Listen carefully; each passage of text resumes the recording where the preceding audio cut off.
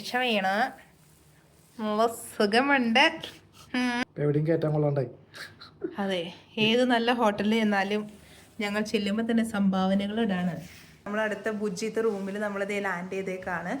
അങ്ങനെ ചെറുതായിട്ടൊന്ന് പേടിച്ചു ഇന്ന് വീണത്. പക്ഷെ പേടിച്ചെങ്കിലും ഞങ്ങൾ വീണ്ടും ആ മഡിലിറങ്ങി നമ്മുടെ ഷോട്ട് എടുത്തു ഗൈസ്.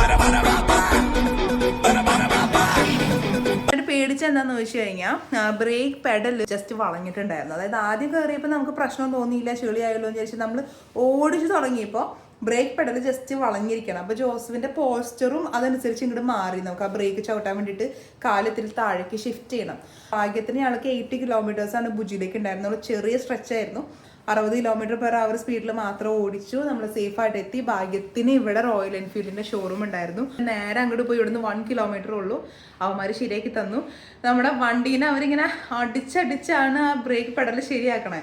അപ്പൊ ഞാൻ അകത്തേക്ക് കയറിയില്ല. അവിടെ നിറച്ച് ആമ്പിള്ളേരൊക്കെ ആയതുകൊണ്ട് ഞാൻ അകത്തേക്ക് കയറിയില്ല. ഞാൻ പുറത്തിരിക്കുക. അപ്പൊ ഓൾമോസ്റ്റ് ലൈക്ക് എനിക്ക് ഇങ്ങനെ ഫീൽ ചെയ്തെന്ന് വെച്ച് കഴിഞ്ഞാൽ നമ്മുടെ കൊച്ചിനെ നമ്മൾ ഹോസ്പിറ്റലിൽ നമ്മൾ കാഷ്വാലിറ്റിയിലൊക്കെ ഇട്ടിട്ട് പാരൻസിനെ പുറത്തിരുത്തില്ലേ.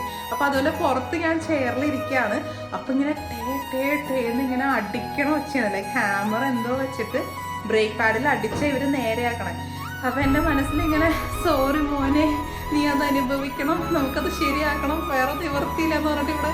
പക്ഷെ ശരിക്കും വിഷമം ഫീൽ ചെയ്തു. അപ്പൊ ഞാൻ ജോസഫിനോട് പറയായിരുന്നു, ഇപ്പൊ വണ്ടിയായിട്ട് ഭയങ്കര നമുക്ക് അറ്റാച്ച്മെന്റ് വന്നു തുടങ്ങി. നമ്മൾ ഈ ഒരു ട്രിപ്പിനും പോയി ഇത്രയും ദിവസം നമ്മളുടെ കൂടെ ഓടി, നമ്മുടെ കൂടെ കാഴ്ചകൾ കണ്ട്, നമ്മുടെ കൂടെ സ്ഥലങ്ങൾ കണ്ട്, നമ്മുടെ കൂടെ വീണ് അവന് പരിക്ക് പറ്റിയതാണല്ലോ.